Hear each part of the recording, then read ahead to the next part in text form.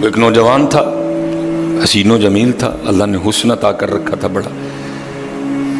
اس نے جب بھی نماز پڑھنے کے لیے آنا نا تو راستے میں ایک عورت تھی، اس کی نظر پڑتی، اور یہ کہا گیا ہے کہ جو نظر ہے یہ شیطان کے تیروں میں سے ایک تیر ہے حضرت، اسی لیے تو حضرت جی نظریں جھکا کے چلنے کا حکم دیا گیا ہے، کیونکہ جو نظر ہے یہ شیطان کے تیروں میں سے ایک تیر ہے حضرت جی۔ پڑھ تو یہ ایک دفعہ جاتی ہے لیکن کتنی دنوں تک حضرت اس نظر کا جو اثر ہے وہ دل سے نہیں جاتا حضرت۔ اپنی نظریں بڑی سنبھالو حضرت، اپنی نظریں بڑی سنبھالو حضرت۔ اس کی تو نظریں پاک تھیں لیکن راستے میں ایک عورت تھی، اس کی پاک نہیں تھی۔ اس نے آتے جاتے جاتے آتے آتے جاتے اس کو دیکھنا، شیطان نے اپنا کام کرنا شروع کر دیا۔ اس نے ایک دن کیا کیا، اس نے اپنی خادمہ سے نا اپنی خواہش کا اظہار کیا، میرا دل کرتا ہے کہ اس نوجوان سے نا تنہائی ملے، لیکن ملے تو ملے کس طرح؟ وہ جو خادمہ تھی ذرا پکی عمر کی تھی، اس نے کہا یہ تو کوئی مشکل کام نہیں ہے، آج ہی رات کو بات بنا دیتی۔ وہ جب عشاء پڑھ کے وہ نوجوان مسجد سے نکلا نا، وہ خادمہ راستے میں کھڑی ہو گئی، اس کو روک لیا، اس کو 2-3 احادیث سنائیں، 2-3 آیات مبارکہ سنائیں کسی کے کام آنے کے حوالے سے۔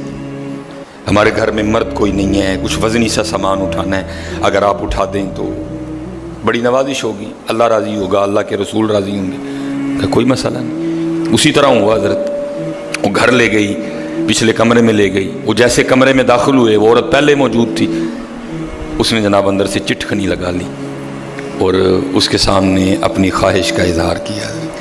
جیسے میں نے کہا نا بڑا مشکل موقع ہوتا ہے، لیکن وہ نوجوان ہماری طرح کا نوجوان نہیں تھا، وہ قرآن والا نوجوان تھا، اس کا تعلق قرآن سے مضبوط تھا۔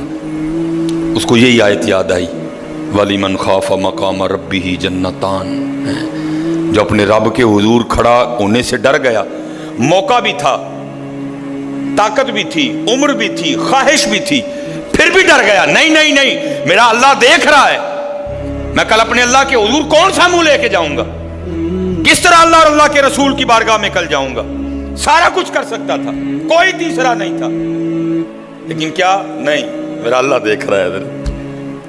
وہ ایسا خوف طاری ہوا، ایسا خوف الہی طاری ہوا، غش کھا کے گر گئے نیچے، اور عورت ڈر گئی، آگے بڑھ کے کسی نے نبض نہیں دیکھی کہ زندہ ہے کہ شہید ہو گئے، انہوں نے سمجھا کہ شاید مر گئے۔ اس نے دروازہ کھٹکھٹایا، باہر سے اس نے خادمہ نے دروازہ کھولا، اس نے کہا یہ تو مر گیا۔ اس نے کہا یہ بھی کوئی مشکل بات نہیں، بھائی نام تو اس پہ لگے گا نا جس کے گھر سے لاش برآمد ہوگی، تم ٹانگیں پکڑو میں ہاتھ پکڑتی۔ انہوں نے تھوڑا سا محنت مشقت کر کے نا اٹھا کے جو باہر کوڑا پھینکنے کی جگہ تھی نا اس نوجوان کو پھینک دیا۔ اب رات پڑ گئی، بیٹا گھر نہیں آ رہا، باپ پریشان تھا۔ جب کافی وقت گزرا نا تو والد صاحب بیٹے کی تلاش میں نکلے، تو راستے میں کیا دیکھتے ہیں کہ وہ جو کوڑا کرکٹ پھینکنے کی جگہ ہے وہاں بیٹا پڑا ہوا ہے۔ بیٹے کو اٹھایا، گھر لے آئے، منہ پہ پانی کے چھینٹے مارے، بیٹے کو ہوش آئی۔ باپ نے پوچھا پتر کیا ہوا؟ وہ بیٹے نے پھر سنانا شروع کیا۔ جب پھر وہاں پہنچا نا کہ اس عورت نے مجھے دعوت زنا دی، تو پہلے تو خوف الہی کی وجہ سے بے ہوش ہوا تھا، اس بار اتنا خوف الہی نے غلبہ کیا کہ واقعی روح پرواز کر گئی ہے۔ والد نے راتوں رات جنازہ کروا دیا۔ صبح والد صاحب فجر کی نماز کی جماعت میں شریک نہیں ہو سکے۔ جب نماز سے فارغ ہوئے نا تو امیر المومنین حضرت سیدنا عمر بن خطاب رضی اللہ تعالیٰ نے پوچھا بھائی وہ آج ہمارا فلاں مقتدی کیوں نہیں آیا؟ لوگوں نے ساری بات سنائی، حضرت جوان بیٹا تھا، انتقال کر گیا، رات ہی کو جنازہ ہو گیا، شاید اس وجہ سے حضرت نہیں جماعت میں تشریف لا سکے۔ آپ نے فرمایا چلو اپنے بھائی کے غم میں شریک ہوتے ہیں۔ حضرت سیدنا عمر فاروق رضی اللہ تعالیٰ عنہ آئے، باتیں ہوتی رہیں۔ آپ نے بیٹے کے انتقال کی وجہ پوچھی، بیٹے نے ساری بات سنائی۔ آپ نے فرمایا اچھا تیرے بیٹے کا انتقال خوف الہی کی وجہ سے ہوا ہے؟ تو اللہ تو فرماتے ہیں وَلِمَنْ خَافَ مَقَامَ رَبِّهِ جَنَّتَانِ، اور جو ہمارے رب حضور کھڑا ہونے سے ڈر گیا اس کے لیے 2 جنتیں ہیں۔ تو چل پھر مجھے ذرا اپنے بیٹے کی قبر پہ لے کے چل حضرت ہے۔ لکھا ہے حضرت عمر فاروق آپ اس کے بیٹے کی قبر پہ تشریف لے، اس کی قبر پہ کھڑے ہو کے اس نوجوان کو باہر سے مخاطب کر کے فرماتے ہیں، اللہ فرماتے ہیں وَلِمَنْ خَافَ مَقَامَ رَبِّهِ جَنَّتَانِ، اور جو اپنے رب کے حضور کھڑا ہونے سے ڈر گیا اس کے لیے 2 جنتیں ہیں۔ اے نوجوان اب آگے تو بتا اللہ نے تجھے 2 جنتیں دیں کہ نہیں دیں؟ تو تو لکھا ہے قبر سے جواب آتا ہے امیر المومنین رب سچا، رب کا رسول سچا، رب کا قرآن سچا۔ میں جیسے ہی قبر میں آؤں اللہ نے مجھے 2 جنتیں عطا کر دی ہیں۔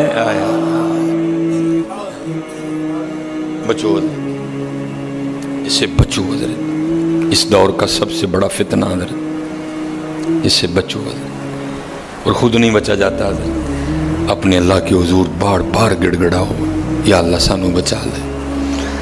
اور پھنسایا حضرت ہمیں انہوں نے اس طرح ہے، ہمارے معاشرے کو انہوں نے اس طرح کا بنا دیا ہے کہ یہاں زنا بالکل بری چیز نہیں سمجھی جا رہی، لوگ فخر سے بتاتے ہیں، اور یہ قرب قیامت کی نشانی ہے۔